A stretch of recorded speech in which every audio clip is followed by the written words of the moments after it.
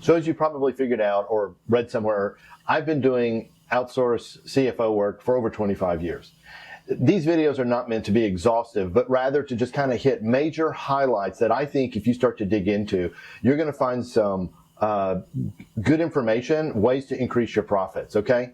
And today I want to go into a deep dive on the cost of goods and specifically cost of labor, because I find that to be the trickier of labor, materials, and goods that most entrepreneurs miss, okay? So I'm going to show you a spreadsheet and just talk you through it. And here's the thing. This is not I'm not trying to teach you how to do a spreadsheet. What I want to show you is a way to think and process.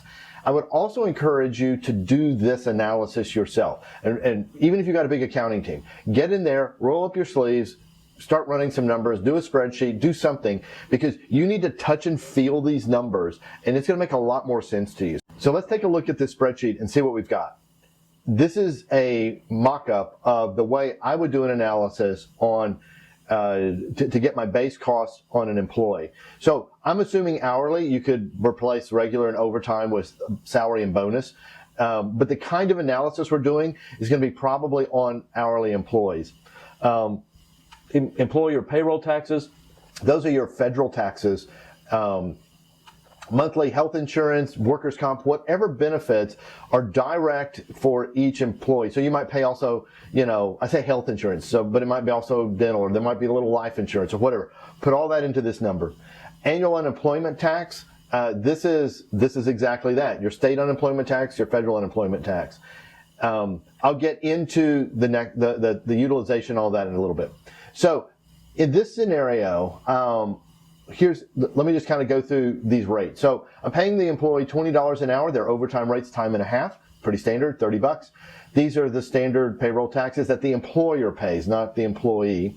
I'm just saying that health insurance and workers' comp in this particular case is $475. And the annual unemployment tax works out to $267. And you can see up here my calculation. In Texas, it's on the first $9,000, and I just put 2.5% on that, and then $42 for federal. You need to calculate for yourself, okay, for your own state. So in the next column, we're going to get in. Now I'm going to start putting in some data. And in this case, you can look at it two ways. One, this could be the actual data, or you could be studying like a range of data, so like a quarter or two, and go, okay, well, typically this employee works 80 hours a week, 6 hours of overtime, or it could be a specific week. So it works either way. Let me explain the utilization. So I'm saying it's 33 hours a week, 66 hours. Oh, and this is on a biweekly basis, okay? So the payroll, and the reason I did that was typically you're going to be looking at your payroll report, okay? And if you pay them on every 2 weeks, then you're going to have 80 hours.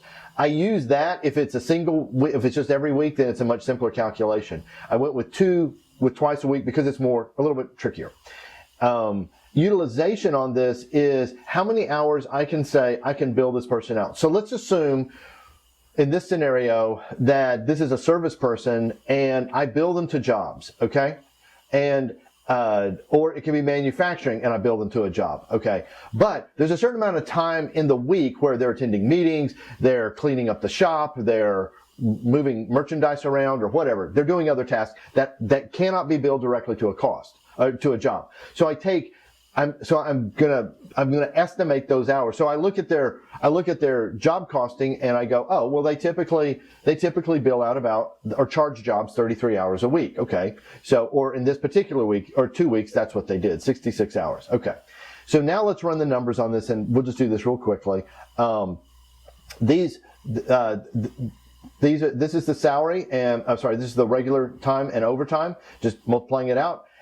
Same thing on the payroll taxes. Now, let me talk about this is $475 a month, but you don't take that total number or divide it in two, because on a biweekly payroll, there's 26 pay periods in a year, and there's 24 and there's 12 months. So you get 2 extra pay periods, all right?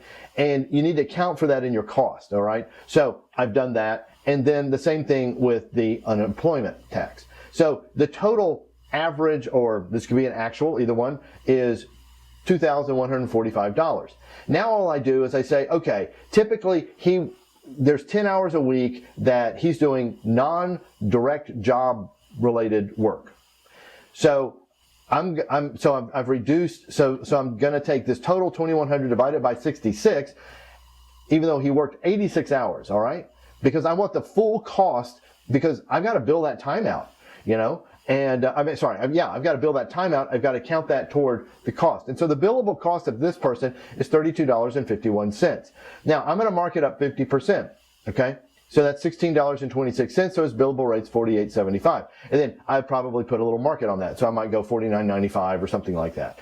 I would definitely round up. Okay. So like in a good spreadsheet, for example, I could change that to 40%.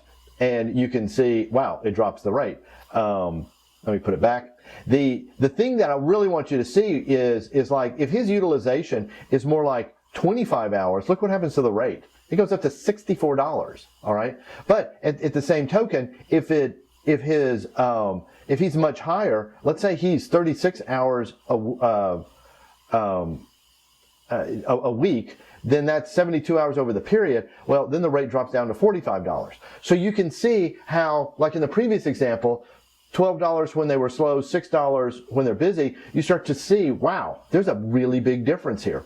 And so if you do this in a dynamic spreadsheet like this, then you can begin to make changes. For example, let's go back to my original of 33 hours, okay? And let's just take out the overtime, okay? And when I do that, look, it drops to $44. Consequently, if the overtime goes up, let's say he does 12 hours of overtime, the rate goes over $50. So this is where you can start playing with numbers and you can start to see, oh, what are my costs, all right? So try this for yourself. Put in the comment section if you'd like a copy of this spreadsheet. Let me know, and I'll see about trying to make that available for you guys, all right? Try it, and please let me know how this works for you and what you discover.